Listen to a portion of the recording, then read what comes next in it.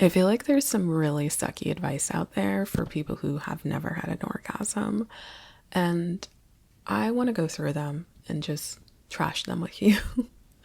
Hi, I'm Unique Val, and I'm here to help you become your most orgasmic and potent self. I hope you'll enjoy the morning rasp in my voice.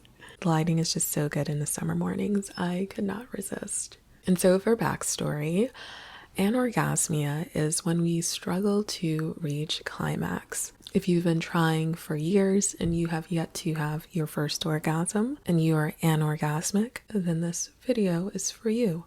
And so there are different levels to anorgasmia.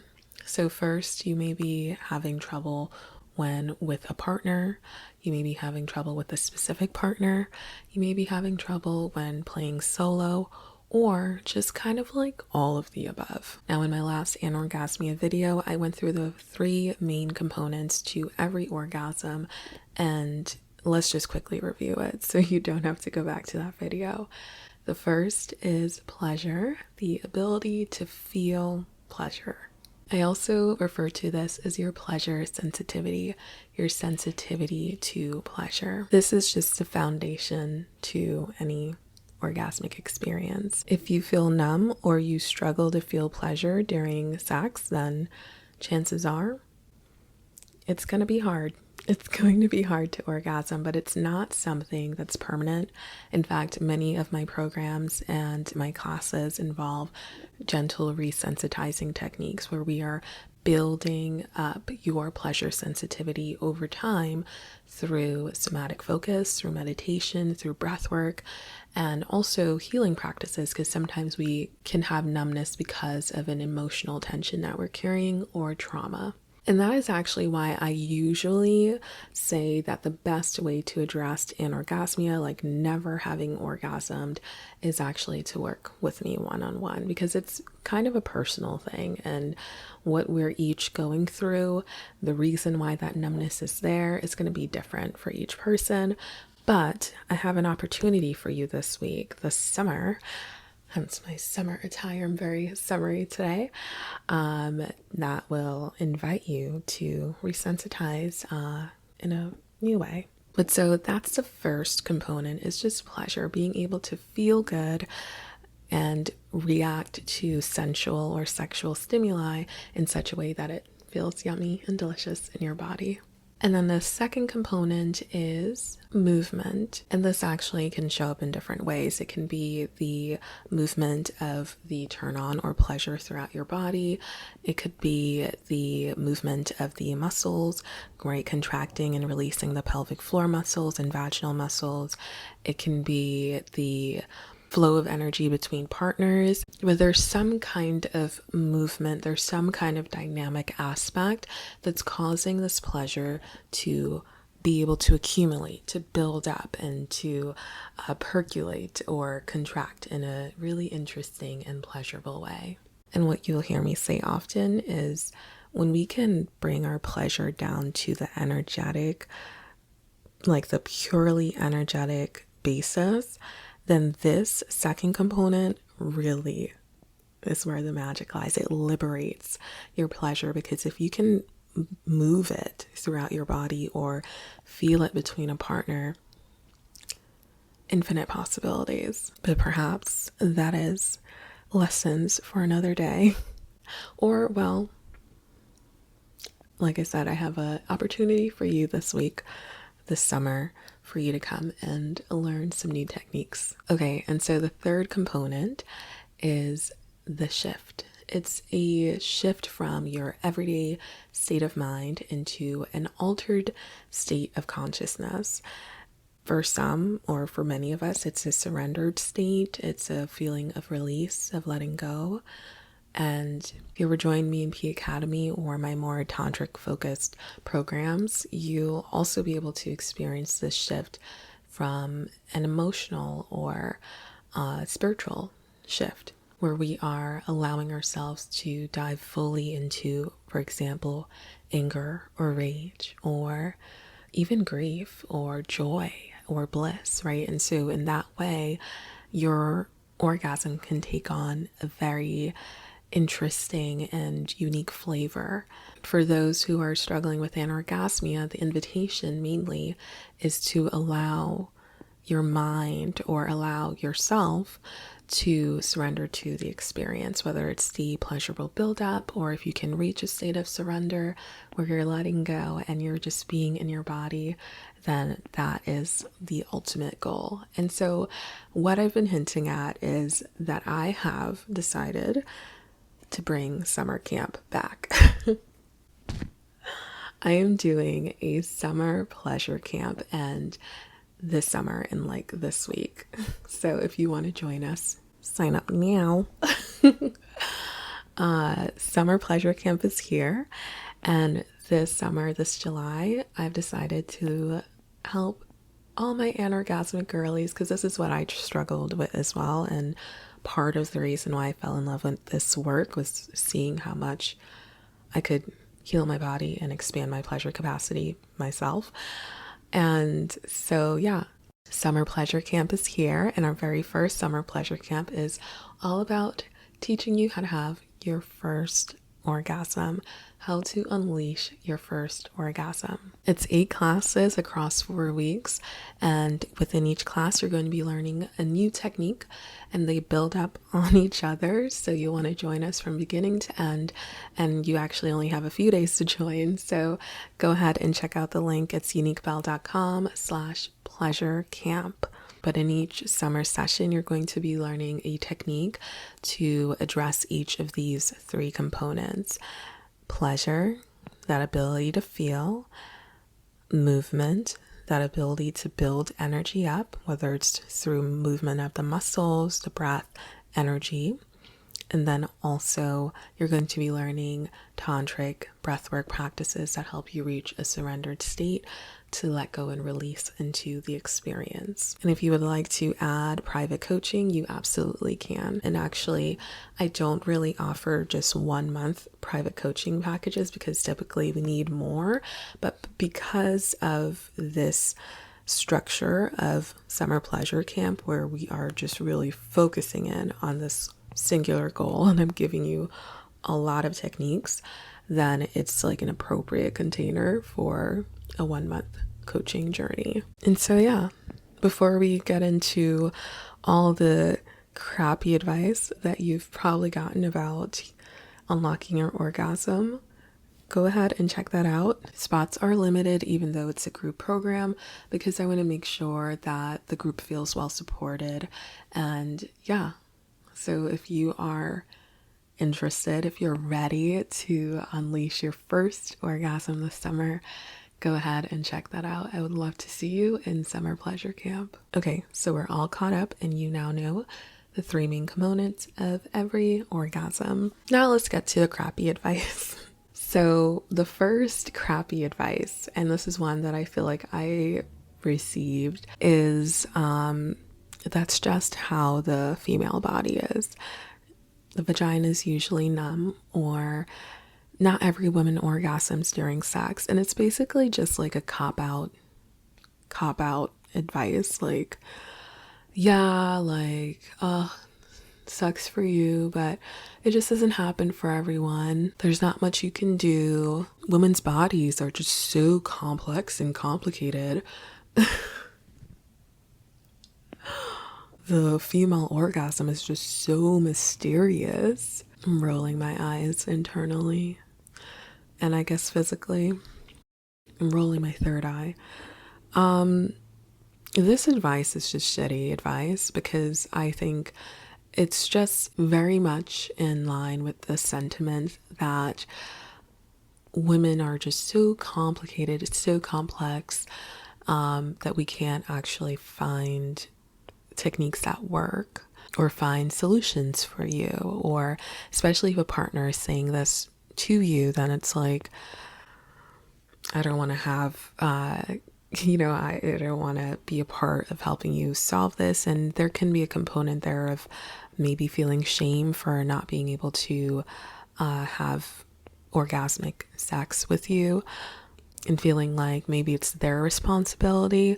But that's not quite it. I think what we need is just partners who are willing to help us get there and try the different techniques or different tools to see what works for us. And if it's something that you're sharing with friends or a medical profession and they're just kind of like, well, that's just how it is for some women. It's like, but then again, that's how it isn't for other women. Clearly, there is a way to achieve this. I'm just trying to figure out how. This advice is also crappy because it's also based on this foundation of orgasms or how you orgasm being an innate biological feature, like something you're just born with and it doesn't change really over time. It's just kind of how you're built or not built. And that's just not the case. Orgasming is a skill. It's something that you can learn how to do. It's so much of a skill that you can learn how to orgasm in new ways. You're not like stuck to the one way. If you are already orgasmic, you're not kind of like locked into that specific way for the rest of your life. Like, that's just how my body does it. No, you can orgasm in new ways. Another piece of crappy advice that I often see, and this actually comes from a better understanding of pleasure and orgasm, and knowing that if you're able to bring your awareness into your body, if you're able to release your stress and your thoughts of the day, you're more likely to have an orgasmic experience because you're bringing your focus into the pleasure, right? You're bringing your focus into your body. And so some people will just feel like, I just need to quiet my mind. I need to turn my mind off completely. And while I do help people get there, I do teach meditation. I do like to reach those states of almost thoughtlessness, but you don't actually need them in order to unlock your first orgasm. You don't need to reach some like perfected Buddha nature before you can release into the pleasure. That is just so wrong. And this is actually part of why I love working with women around their sexuality and sensuality, because if you are struggling with meditation, working with your sensuality, it's essentially a meditation. It's a meditation on the feelings in your body. It actually can help you on your healing journey immensely, because I do encounter a lot of women that are like, I'm just so overwhelmed or so busy, I can't even, like when I sit to meditate, I can't even get there. And I'm like, yeah, a sensual practice, a conscious sensual practice is going to do wonders for you. And I'm at the age where, or I guess the point in my healing journey where I'm now looking back at what drew me to conscious pleasure, what drew me to Tantra. And I am so freaking grateful, because I had a lot of CPTSD that I didn't even know how to name or identify. I kind of just thought it was generalized people pleasing or codependency. And now that I realize what I just happened to work through because of these tools, because of how much conscious pleasure helped me to, in a supported and gentle way, meet the sensations in my body and not be so overwhelmed that I'm like shut out of the experience or re-traumatized or something. It's just such a gentle practice. And the way that it supported my nervous system on my healing journey early on, without me even knowing any of like the technicalities around it, the science or therapeutic benefits for those who have gone through the kind of trauma that I went through. It's just incredible. But yeah, you don't need to completely quiet your mind. You don't have to reach some kind of perfect state where you're only focused on your partner or you're only focused on love. In fact, in these conscious pleasure practices, or if you come into P Academy, you'll notice we work a lot with what comes up in our conscious pleasure practices, because when you're bringing your awareness inward, and pleasure is offering a form of resource, meaning kind of like a cushioning for your nervous system, you can actually pick up on more than versus if you're just in kind of talk therapy. You're talking around the issue. You're actually able to feel the deeper layers of what's coming up. And so, yeah, being conscious during intimacy doesn't mean that you don't have thoughts and you don't have feelings and you're just kind of zenned out. It just means you're bringing awareness to what you're feeling. And this is really what we're doing in summer pleasure camp and also in P Academy, is you're learning how to be present with pleasurable experiences as well. Because I think, especially if you've been working on yourself, you've been on your healing journey, you've worked with coaches or therapists or what have you, you may already know how to sit with discomfort, but do you know how to sit with pleasure?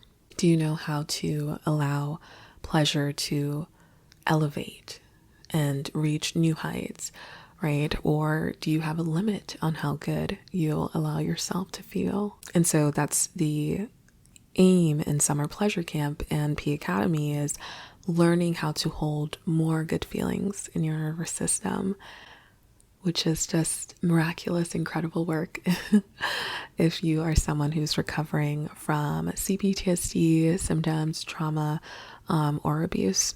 But yeah, let's throw that advice in the trash.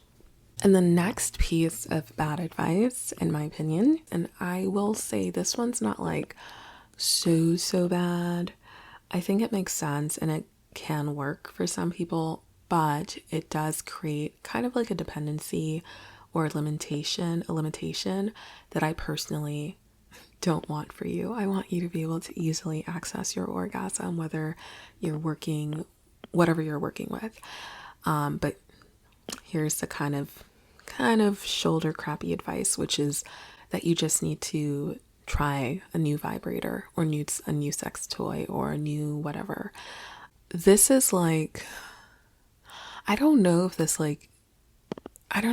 the, what's coming up.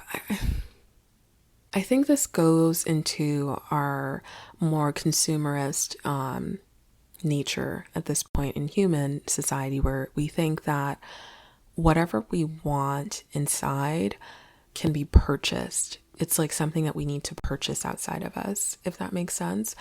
It's like a product, a physical product that's going to create this feeling within us. And what I like to help you to shift is recognizing that pleasure, vitality is flowing from within you. It's coming from within you. It's not even so much your partner that is making you orgasm. It's you.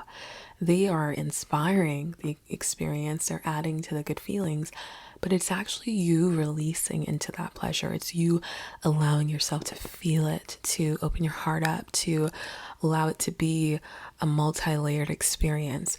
And once you get to that point where you realize, and this is why I actually think being anorgasmic is kind of beneficial, because you have to intentionally go through that experience of learning how to build that pleasure and let it come up from within. You actually learn skills that take you further, that allow you to experience orgasmic experiences that maybe someone who had it easy, they didn't have to do that work, so they perhaps can't. Or not that they can't, but they maybe might be like satisfied where they are and like, yeah, it was fine, it was good, right? But you're going to learn skills that are going to allow you to have full body orgasms, through orgasms, because you're doing the foundational work of allowing this to be something that's coming from within. It's not dependent on a toy. It's not dependent on something, an outside stimulation. All of that helps, but you know that it's something that's happening within you. And so I don't think it's like in and of itself crappy advice. You might get lucky and there might be like a toy that's like does it for you every time, but I want more for you. And also that's kind of like I mean, I relate that to like my natural hair journey, because sometimes I'll want to try a new product, but it's like, do I want to spend the money if I don't know for sure it's gonna work? So then I kind of stick with what I know. Oh wait, I forgot I put yellow dots. I hope I didn't touch it. Fun makeup today. But yeah, like it's kind of a gamble in a way. You don't know if it's going to work. So why not just work with the foundational tools? And I've tried to make summer pleasure camp as affordable as possible. It is 8 long sessions. Well, not long as in like so long. They can go from 2 to 3 hours. They're like seminars twice a week. I mean, it's summer camp, y'all. We're putting in the time, the fun times. But yeah, I think it's quite affordable for all that I'm giving you and all the money I'm saving you and the time that I'm saving you and also the life that you're going to have. You're going to have more of your life that you're going to be orgasmic. So I think it's quite a good price. But yeah, it's like you could get 3 high-end pleasure toys, or you can come join us in summer pleasure camp and just learn the foundations so that you can be orgasmic using whatever kind of stimulation or toys you like to use.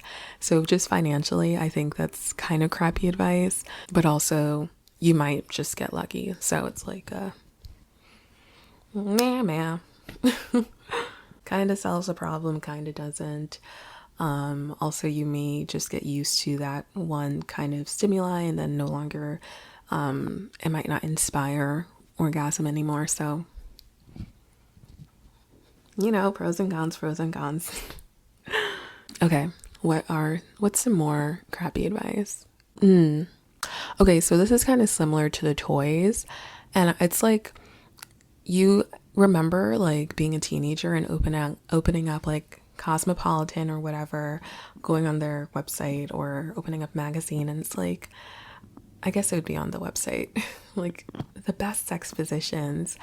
And this is kind of one of those things where I think it's also like, it's not technically horrible advice, but it again doesn't get to the root solution. It's just kind of a trick or a little hack, but it's not going to get you like a core solution that makes you feel like you can orgasm reliably. Like, this isn't something that's restricted to a specific toy or a specific position, which is where I want you to be. I want you to feel that orgasmic and free. Anyways, it's still like, it's the Kama Sutra of it all. It's the you just haven't found the magical position yet. And yes, there are some positions that hit certain pleasure spots the best, but also not everybody has access to all of those positions. It could be because of health reasons, it could be because of mobility or the limitations of your partner. And so it's just kind of annoying advice. Like, yes, absolutely try as many positions. That's part of the fun. But to say that like you haven't orgasmed yet because you haven't bent yourself into this pretzel shape, it's just like, will you be able to do that your entire life? Probably not. I mean, some positions are easier than others, but yeah, like, I would rather you understand the foundations of your pleasure and your orgasm and know how to become orgasmic from the slightest of touch or no touch at all. That's more advanced, but we won't get all the way there. But what you're learning in summer pleasure camp will allow you to get there. But yeah, it's just, as an intimacy coach, as an expert, as you will, I would rather you know the actual good stuff than rely on just kind of tricks and toys, and all of that is fun, but I want you to have access to your full sexual spectrum and capacity. I want you to surprise yourself in what you can experience and what your body has to offer. Similarly, I feel like this is contentious. There are a lot of herbal products out there that promise that they'll enhance your sexual experience.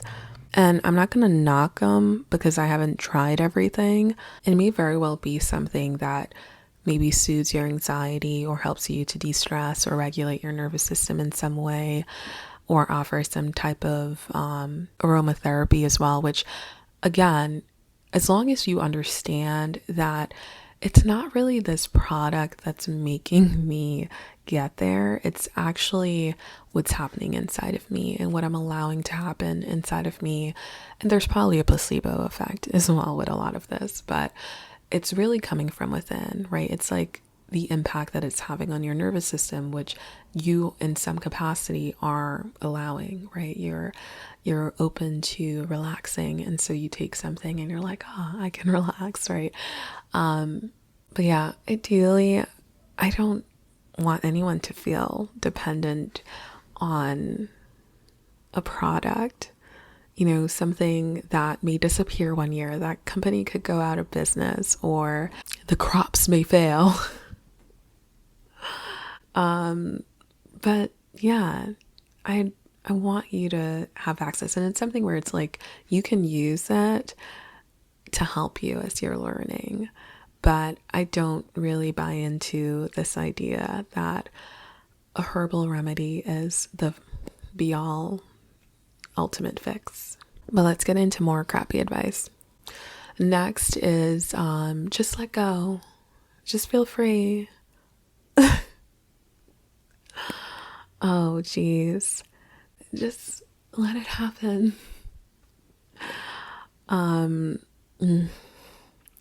So your orgasm, more than anything, it's mental. It's also emotional. And if you're someone who has a history of sexual shame, toxic shame, self-loathing, advice like just let go, just surrender.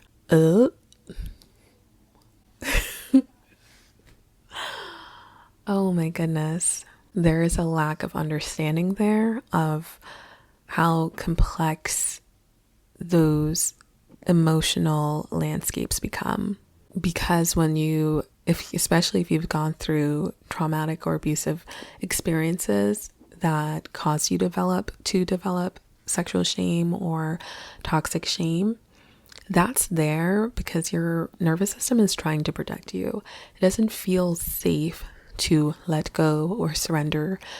It has experienced a severe lack of control, and it's trying its best to feel in control again. We do have some breathwork practices within Summer Pleasure Camp this July that is going to help with that. It's going to help you use your breath in the way that it moves through your body to create that effect. And through the practice, learn that it's safe to feel that. It's safe to be in that state. But when someone's just like, just let go, it's like you don't understand what's happening. You don't understand why it's so hard. You don't understand why I can't. Yeah, crappy advice, and not intentionally crappy, just kind of people trying to, I guess, help. You know, just people trying to help, but not really knowing how to help. Ooh, I've got a good one. Next piece of crappy advice. Just ask for what you want. Just ask for what you want. Ask your partner for what you want. How do I put this? Usually it's more than just about the physical stimulation. If you're not able to orgasm, it's usually an internal block, right?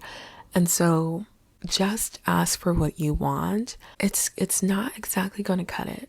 And then it creates this weird thing where you now feel pressure to orgasm now because you've asked for this specific position or this specific speed or whatever.